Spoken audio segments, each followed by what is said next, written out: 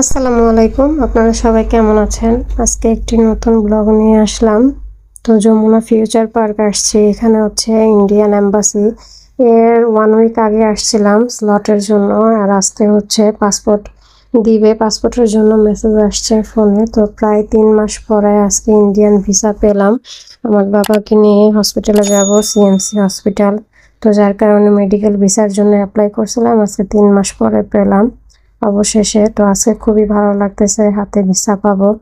তো Jamuna future park আমার এর আগে যাওয়া হয় নাই, আজকেই ফার্স্ট। আর এর আগে আসছিলাম, এই নিয়ে 2বার আসা হয়েছে। তো অনেক বড় এরিয়া, বসুন্ধরা বসুন্ধরার থেকেও ডাবল যমুনা ফিউচার পার্ক। খুবই ভালো লাগছে। তো দেখেন এখানে কত মানুষ, সবাই কিন্তু এখানে এই যে ইন্ডিয়ান এম্বাসি এখানে আছে, আবার দুবাইয়েরও এম্বাসি এখানে আছে। তো অনেক ধরনের মানুষ এখানে আছে। এই যে দেখেন লাইন ধরা রয়েছে। এখানে হচ্ছে এটা হচ্ছে দুবাইয়ের জন্য লাইনে দাঁড়াইছে, আর আমাদের ওইদিকে হচ্ছে ওই পাশে হচ্ছে ইন্ডিয়ান এম্বাসির জন্য। তো আমরা দেরি করে গেছি আজকে, কারণ আমার মেসেজ আসছে 11টার পরে। তো আমি আর বাবা চলে আসলাম এখানে ইন্ডিয়ান ভিসার জন্যই। মূলত নিয়মিত আমি ব্লগগুলো দিতে পারতেছি না, আপনাদের সাথে শেয়ার করতে পারতেছি না। তো এই যে ভিডিও করে রাখছি, ভাবলাম শেয়ার করি, আপনারা জানেন। কারণ এখন তো আমাদের এখানে অনেক মানুষই বলতেছে যে ইন্ডিয়ান ভিসা বন্ধ হয়ে গেছে, কিন্তু সব ধরনের ভিসাই বন্ধ হয়েছে, মেডিকেল ভিসা বন্ধ হয় নাই। যার কারণে আমি এই ভিডিওটা ছেড়েছি, কারণ আমাদের মতো এমন অনেক মানুষই আছে যে ইন্ডিয়া যেতে চায়, কিন্তু যখন শুনছে যে কোনো ধরনের ভিসা নাই তখন আর অ্যাপ্লাই করতে পারে না। তো তাদের জন্য আমার ভিডিওটা। মেডিকেল ভিসা চালু আছে, প্রায় আমরা যেদিন গেছি সেই দিন 1000 জন সিরিয়াল ছিল। তো আজকেও অনেক মানুষ আসলো। মেডিকেল ভিসা অন আছে। আপনারা যারা ইন্ডিয়ায় যেয়ে আপনারা ট্রিটমেন্ট করাতে চান, নিশ্চিন্তে করাতে পারেন, কারণ এখানে ভিসা চালু আছে। শুধু শুধু মানুষ অনেকেই আছে গুজব ছড়ায় যে ইন্ডিয়ান ভিসা বন্ধ হয়ে গেছে, কোনো ধরনের ভিসা দিতেছে না। বাট মেডিকেল ভিসা আছে, সেটা আমি হচ্ছে নিজে চক্ষুষ প্রমাণ। তো আজকে এই যে দেখেন চলে আসলাম, আর আমাদের এখান থেকে প্রায় 2 ঘন্টা লাগে আসতে। ওই পাশে হচ্ছে ইন্ডিয়ান এম্বাসিটা। তো আমি 1 সপ্তাহ আগে গেছি, যার কারণে একটু ভুলে গেছি, কারণ যেখানে লাইন ধরছে দুবাইয়ের জন্য, তাই কনফিউজ ছিলাম। পরে একজনকে জিজ্ঞেস করলাম, ওনারা বললো যে ওই পাশে ইন্ডিয়ান ভিসার লাইন। তো লাইন ছিল না, সকালবেলা আসলে লাইন পাওয়া যায়, এরপরে আর লাইন থাকে না, তখন এভাবে যাওয়া যায়।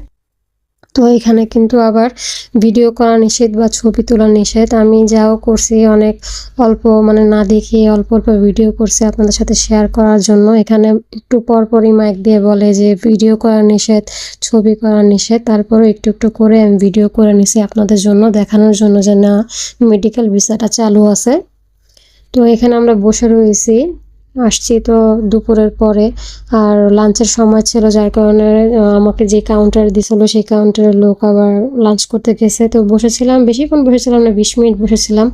তো হাঁটতেছি, আর কিছু কাগজপত্র আবার ফটোকপি করা লাগবে, সেগুলো করছি বাবাকে বসিয়ে রেখে।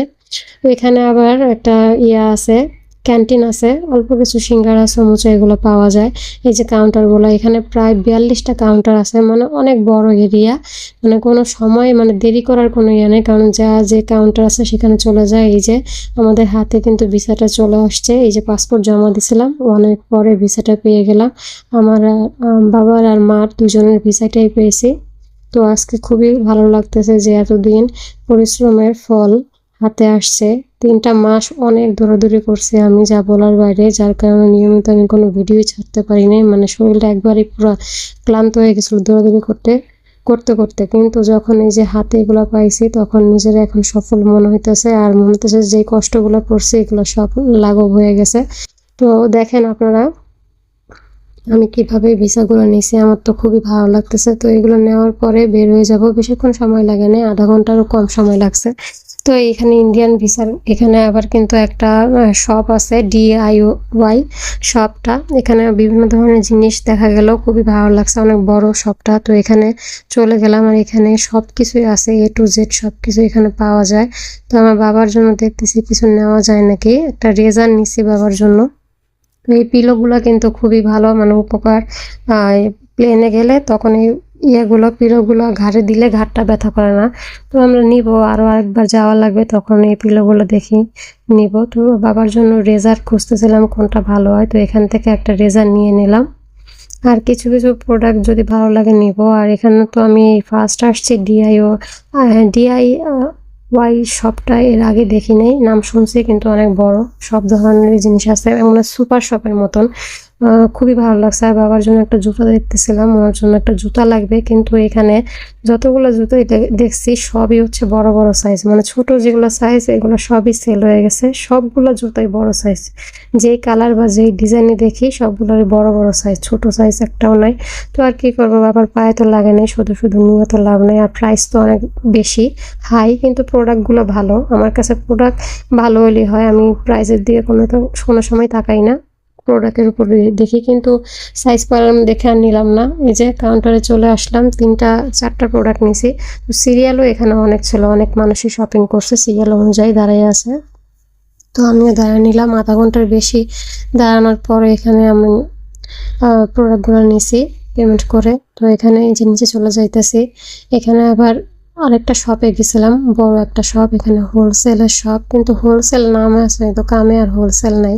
এখান থেকে একটা পাউরুটি নিয়েছি, তো এগুলো নিয়ে নিচে চলে আসছি। নিচে আবার এটারই আর একটা শাখা আছে নিচে, ওইখান থেকে কিছু খাবার নিছি খাওয়ার জন্য। সারাদিন তো কিছু খাইনি, ভাবলাম যে গাড়িতে বসে বসে খাবো।